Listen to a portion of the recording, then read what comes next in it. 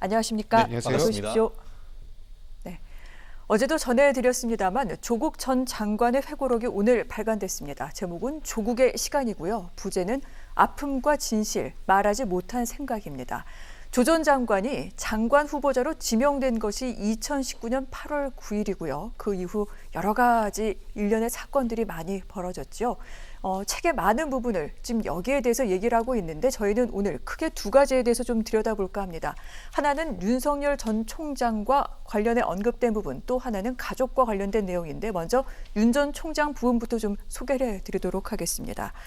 조국이 윤석열을 밀었다라는 얘기 틀렸다. 민정수석인 자신에게는 직접 추천 권한 자체가 없었다. 그리고 윤석열 총장 검찰총장으로 임명되고 난 뒤 서울중앙지검장에 한동훈 검사를 임명해달라고 요구했다. 어이가 없었다. 단호히 거절했다라고 얘기하고 있습니다.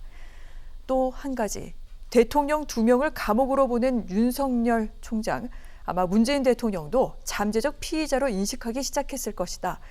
실제로 울산시장 선거 개입 의혹 공소장을 보면 대통령이라는 단어가 총 35회 등장한다라고 얘기를 하면서 이렇게 조국 전 장관은 얘기를 합니다. 윤석열은 공격자였고 군주가 되기로 한 것이다 라고 그렇게 결론지어 얘기를 하기도 하는데 조국 전 장관 오늘 이 회고록 출간이 여러 가지 정치적인 파장이 나을 것을 분명히 예견을 했겠죠. 뭐 정치 재개를 위한 그런 목적으로 책을 내는 것은 아니다라고 얘기를 했습니다만 책 안에 보면은요 상당히 많은 부분 윤석열 전 총장에 대해서 언급하고 있습니다. 본인의 의도는 아니라고 하지만 지금 야권에서는 정치적이다 이렇게 얘기하고 있는데 조 변호사님 일단 윤 전 총장을 언급한 그 부분들 어떻게 보셨습니까? 뭐 일단 그 팩트가 있고 이런 사실 있죠. 사실관계가 있고 그다음에 해석이 있는 것 같아요. 네. 그리고 약간 전후관계가 섞여 있어서 물론 이제 이 책의 저자가 스스로가 당한 일을 이제 아무래도 기록하다 보니까 감정이 섞일 수도 있고요. 네. 뭐 그런 부분들이 있어서 이제 그 그러니까 이렇게 뒤섞일 수 있는데, 네. 그러니까 지금 아까 언급하신 부분에서 보면 예를 들면 조국 장관을 내가 추천하고 밀었다 그런 부분에 대해서는 사실은 그 조국 전 장관 스스로만 알 수 있는 부분이죠. 그건 뭐 윤석열 전 총장이 알 수 있는 부분은 아닙니다. 네. 마찬가지로 또 뭐 문 대통령을 잠재적 피의자로 인식했을 것이다. 왜냐하면 울산시장 선거 개입 의혹 공소장에 35차례나 문 대통령이 네. 등장하기 때문에 그런 걸 보면 의심스럽다 이랬지만 이거는 사실은 이제 윤석열 전 총장과 그다음에 이른바 조국 장관 사태 이후에 여건이 벌어지게 되면서 그 이후에 벌어진 일이니까 이거를 그 이전 시점인 본인의 어떤 그 수사와 직접 연결지어 가는 거는 좀 무리가 있죠. 근데 네. 그 이후에 윤석열 검찰총장의 검찰권 행사가 다분히 그 여권과 대통령을 공격하는 방향으로 지향하고 있었다라는 점을 언급할 때는 필요할 수도 있을 것 같아요. 근데 본인의 어떤 수사의 그때 시점에서 벌어진 일이 아니기 때문에 그 시점을 놓고 볼 때는 이거는 좀 앞서 나가는 얘기다. 네. 근데 다만 여기서 보면 검찰총장 임명 뒤에 서울중앙지검장에 한동훈을 임명을 요구했다. 어이없었다. 이런 표현을 썼는데 이건 사실관계죠. 실제로 이런 요구가 있었는지. 왜냐하면 굉장히 부적절한 요구거든요. 일단은 한동훈 검사장은 그때 당시에는 기수상 이제 막 검사장을 다는 네. 사람이에요. 그렇기 때문에 그 이제 막 검사장을 다는 사람이 중앙지검장 초임으로 오기는 사실 윤석열 본인 아니면 불가능한 일이었습니다. 그 이전에도 그 서울중앙지검장을 초임 검사장에 맡는 사례가 없거든요. 그리고 한동훈 검사장이 검사장으로 발탁되는 것도 사실은 파격 인사예요. 동기들 중에 가장 빠르게 승진한 겁니다. 그 부분에 대해서는 아무래도 이제 윤석열 검사장의 강력한 요구가 있었겠죠. 네. 근데 거기에 더해서 중앙지검장으로까지 임명해달라? 그거는 굉장히 무리한 요구인데 정말 이런 일이 있었는지 여부는 윤석열 총장 본인도 알겠죠. 그렇기 때문에 윤석열 총장이 요구했다고 한 거니까 만약에 이게 사실이 아니라면 원래 고소 좋아하시니까 고소 한번 해보시면 될 것 같아요. 왜냐하면 예전에도 기자가 그 어떤 오보 문제가 있었는데 이례적으로 현직 검찰총장이 처음 봤어요. 저는 본인 건과 관련해서 검찰에서 고소를 했어요. 그건 좀 말도 안 되는 거거든요. 그거 자체가 이해충돌이잖아요. 그런데도 불구하고 만약에 이게 정말 사실이 아니고 자신을 모욕하는 거라면 언제든지 이 부분에 대해서는 고소로 사실관계를 밝힐 필요가 있다. 왜냐하면 조국 전 장관이 이미 먼저 그 부분에 대해서 언급이 있었으니까요. 근데 이게 사실이라면 부적절한 건데 이게 사실이 아니라는 전제로 지금 야권에서 이거 윤석열 전 총장에 대한 흠집내기다 이렇게 얘기하고 있는 거거든요. 사실이라면 부적절한 건 맞고 이 부분에 대해서는 사실관계를 뭐 역사적 의미에서 밝힐 네. 필요는 있다고 봅니다. 그렇군요. 자, 사실인 것과 그렇지 않은 것, 그리고 선후 관계가 약간 엇갈리는 부분이 어떤 내용 등등인지 지금 조 변호사께서 좀 상세하게 설명을 해주셨습니다. 방금 한동훈 검사장을 언급한 부분에 대해서 또 길게 설명을 해주셨는데 오늘 이 조국 회고록에 대해서 윤석열 전 총장이 직접 얘기는 하지 않았습니다만 바로 여기서 언급하고 있는 한동훈 검사장이 어제 오늘 여러 언론과 인터뷰를 통해 의견을 냈습니다. 일단 자신을 임명 요구한 부분에 대해서는 자신은 알지 못하는 일이다라고 얘기를 하면서 조국 회고록 자체에 대해서 굉장히 좀 신랄하게 얘기를 했는데 조국과 추종자들이 SNS, 유튜브에서 반복해온 내용들이다. 사실이 아닌 정말 머리에서 생각해 그냥 입으로 내뱉는 그런 내용들이다. 이미 판결까지 다 나왔는데 사실은 판결문에 실려 있으니까 그걸 좀 읽어봐라. 마치 다른 세상 사람들 같다. 이제 속을 사람도 더 없지 않느냐. 이렇게 얘기를 했습니다. 일단 반론 차원에서 한동훈 검사장 의견을 전해드렸고요. 최진영 변호사님께서는 이 윤 전 총장을 다룬 부분 어떻게 보고 계십니까? 이 한동훈 검사장이 올린 글에 제 생각도 녹아 있는 것 같은데요. 이렇게 얘기한 것 같습니다. 조국 책의 내용은 초현실적 망상이고 팩트는 판결문에 있다. 이렇게 얘기를 했습니다. 저는 그 한 줄에 모든 것이 다 녹아 있다라고 생각을 합니다. 실질적으로 지금 그 조국의 시간이라는 그 책이 나온다는 것을 예고하면서 조국 전 장관께서 본인의 그 페이스북에 글을 올렸을 때에 어떤 걸 했는지 제가 기억을 하는 게 보수 언론과 검찰이 허위 가짜 뉴스를 식의 유포했다. 이런 취지로 얘기를 했습니다. 근데 거기에서 하나 빠진 게 있죠. 법원이 빠졌습니다. 검찰은 뭐 일방적인 주장이라고 치부할 수가 있고 검찰의 공수장을 했던 언론도 본인 기준으로는 허위 가짜 뉴스라고 할 수가 있겠죠. 그런데 법원에서 그 본인이 이제 그래서 이제 기소되는 과정에 그리고 또 그 본인의 부인인 정경심 교수가 네. 재판이 받는 그 기소되는 과정에서 뭐라고 했냐면 법원에 가서 진실을 하나하나 낱낱이 밝히겠다. 그렇게 얘기를 했는데 정작 법원에 가니까 어떻게 했죠? 법원에 가서 어떻게 했죠? 300번이나 네. 증언 거부를 했습니다. 형사소송법 몇 조에 의해서 증언을 거부합니다. 그것이 일국의 전직 법무부 장관으로 할 수 있는 일입니까? 얘기하는 것처럼 이 사건의 이 그 조국의 시간에서 실체적 진실을 밝힌다고 하면은 그 전에 법원에서 선서를 하고 거기에서 실체적 진실을 밝혀야죠. 그런데 가장 신선한 법정이어야 될 곳에서 300번이나 증언 거부를 했던 사람이 본인의 어떤 그런 그 일방적 주장을 담은 그 조국의 시간이라는 걸 내면서 전 책 표지를 한번 보여줬으면 좋겠는데요. 표지를 보면은 너무나 당당합니다. 뭔가 이 백팩을 메고 앞으로 나아갑니다. 그래서 저는 이렇게 생각합니다. 이 조국의 시간 앞에 블랭크가 있는 것 같다. 대선을 향한 조국의 시간이 아닌가. 마치 대선을 향해서 걸어 나가는 것처럼 그와 같은 이미지를 심어주면서 매우 당당한 표정을 싣고 있고 실질적으로 이 책이 나오니까 이 책을 사서 조국 전 장관을 지지하는 사람들 같은 경우에는 조국 대통령 만세 이런 취지에 지금 환호를 하고 있는데 그래서 보수 진영에 있는 사람들은 이렇게 얘기합니다. 조국 화이팅! 계속 더 하시라. 그렇지만 어떻게 얘기를 하죠? 실질적으로 권력형 비리가 없다고 하지만 실질적으로 오늘 한동훈 검사장이 얘기하는 것처럼 본인이 어떤 그 권력형 비리를 한 것도 굉장히 문제지만 유재수 이 청와대에 있었던 네. 비서관을 그 감찰을 무마시켰고 그거에 따라 오히려 영전하게 했는 과정에서 수사무마했던 그런 의혹으로 해서 지금 기소가 돼 있는 사건입니다. 그게 그럼 권력형 비리가 아니면 도대체 뭔 것이며 그리고 실질적으로 지금 그 부인 재판에 의해서 1심 판결문에 14개 공소 사실에 대해서 10개 이상 유죄가 나왔습니다. 거기에 공범으로 인정되는 내용이 다 들어가 있습니다. 그렇기 때문에 아까 한동훈 그 검사장이 얘기하는 것이 딴 거 이 조국 시간 볼 시간 있으면은 정경심 교수 1심 판결문 보라는 것이 바로 그겁니다. 네. 근데 한 가지 제가 말씀드릴 게 증언 거부 말씀하시는데 우리는 다 변호사니까요. 증언 거부 이건 당연한 거예요. 왜냐하면 본인들의 가족과 관련해 가지고 네. 본인이 그걸 증언하는 게 가족의 방어권 침해가 발생하기 때문에 100이면 100 변호사들은 다 권유합니다. 증언 거부하라고. 이건 당연한 겁니다. 이건 왜냐하면 그것과 관련해서 만약에 가족과의 네. 주장과 배치되는 부분이 있으면 그걸 또 위증으로 기소를 해요. 굉장히 나쁜 관행인데 검찰에서는 법정에서의 다툼을 다시 또 검찰 관계 사건으로 끌어가거든요.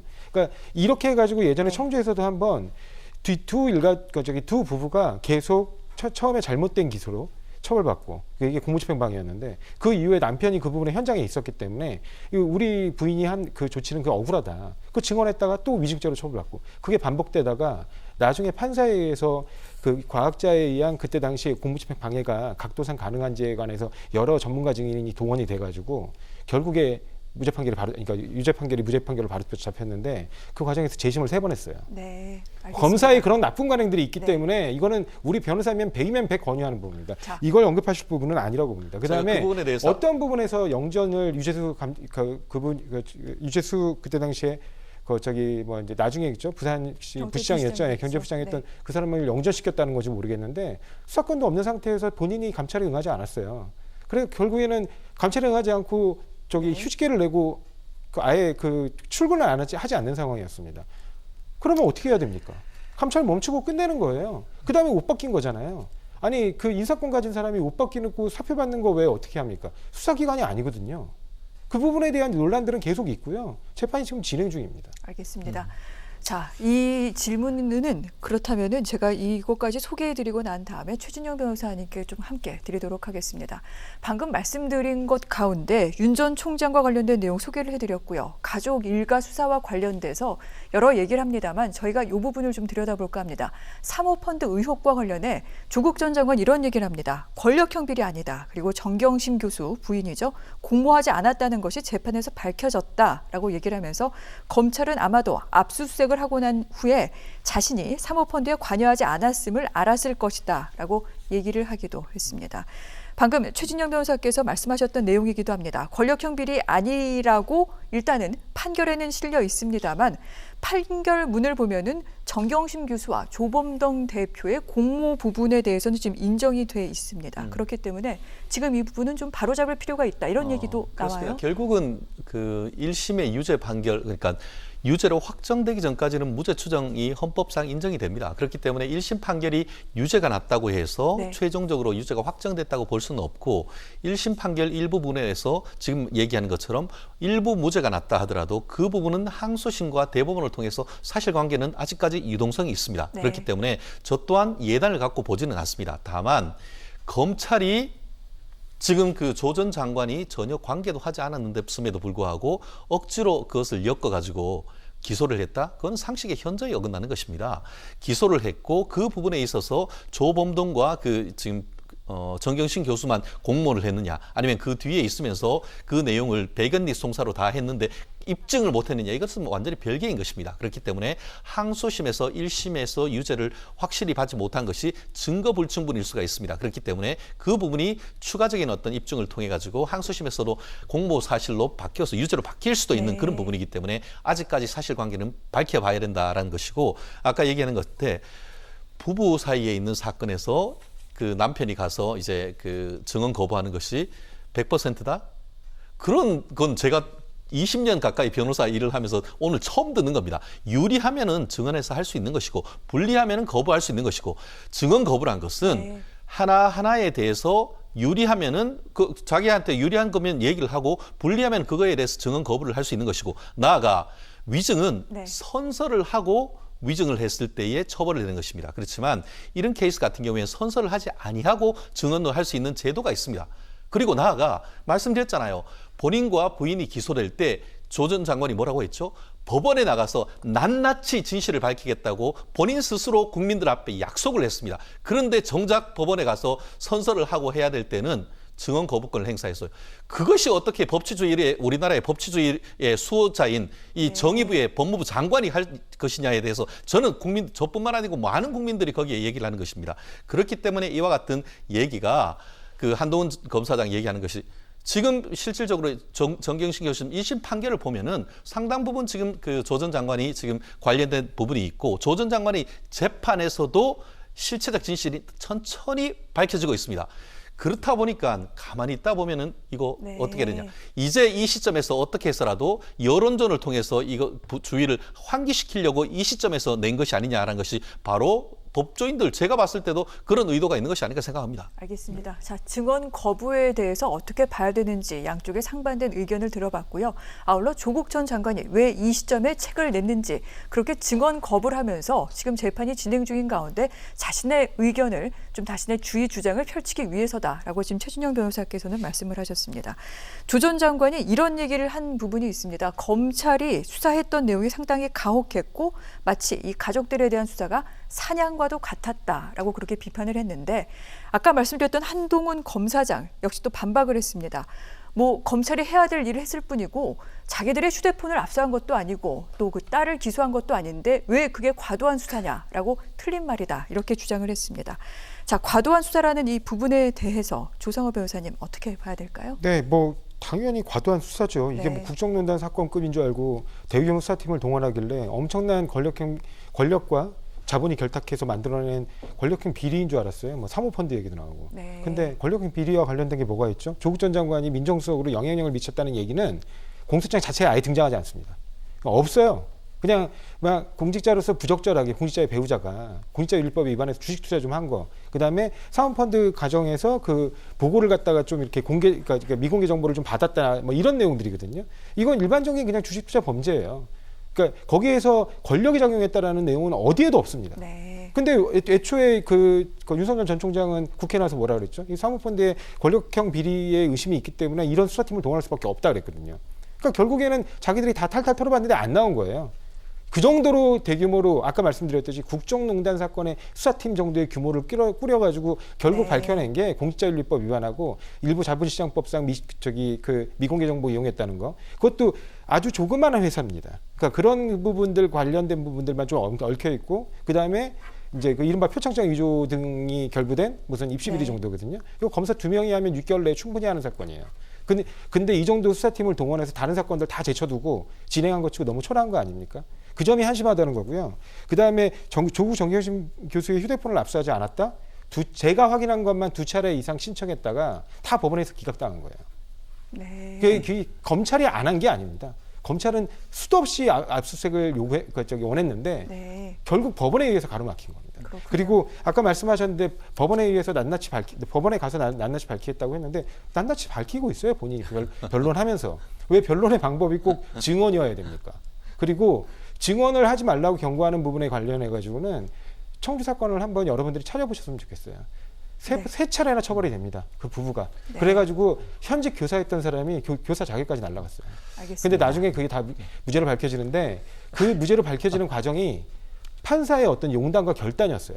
그래가지고 이 과학수사의 관점에서 검증까지 하고 그 다음에 전문가 네. 감정까지 해서 결국에 밝혀지는데 그 전에 판사들은 안 받아줘요. 왜냐면 그냥 검사가 기소하면 이게 알아서 문제가 됐으니까 이게 기소했겠지. 그런 네. 방식으로 다 유죄로 나오는 겁니다. 자, 형평성 차원에서 반론하실 말씀 관련되는 있으신지. 사건만 좀 말씀해 주시면 좋겠는데요. 그 좀 전에 그 우리 조국 장관님은 이렇게 얘기했죠. 수사가 가혹하고 사냥 같았다. 가혹하고 사냥 같은 수사는 정진웅 광주지검 차장검사가 한동훈 검사에 대한 휴대폰 압수수색하는 과정에서 붕 날아서 덮친 수사가 그런 것을 두고 과도한 수사라고 하는 확인된 게 것입니다. 아닌 걸로 알고 있어요. 그래서 지금 기소가 돼서 지금 지금 수사를 받고 있는 거 이른바 다른 것도 아니고 독직 폭행으로 하는 것입니다. 그런 것이 바로 과도한 수사인 것입니다. 몸을 날린 수사가 바로 사냥 같은 수사인 것입니다. 거기에서 무슨 몸을 날렸습니까? 거기에서 무슨 뭐 압수수색을 하는데 폭행과 협박이 있었습니까?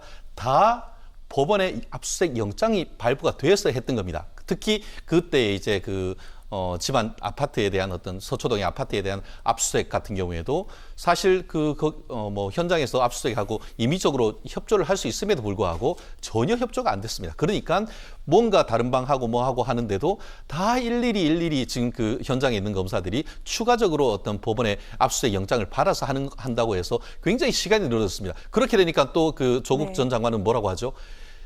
탈탈 터는 수사를 했다고 그렇게 얘기를 하는 겁니다. 결국 수사에 적극적으로 협조를 하고 본인들이 정말 무죄를 한다고 하면 수사에 적극적으로 협조하면 되는 겁니다. 그렇지 않고 어떻게든 시간을 끌고 그렇게 해놓고 오히려 그렇게 해서 수사가 가혹했다고 하고 사냥을 했다고 하면은 그것은 오히려 물론 변호사로서 당사자는 그렇게 느낄 수도 있습니다. 그렇지만 범죄 혐의가 나오는데 그것을 조사하지 않습니까? 범죄 혐의가 나오는데 그것을 조사하는 것을 쿠데타라고 합니까? 그거는 법치주의 자체를 무시하는 발언인 것이죠.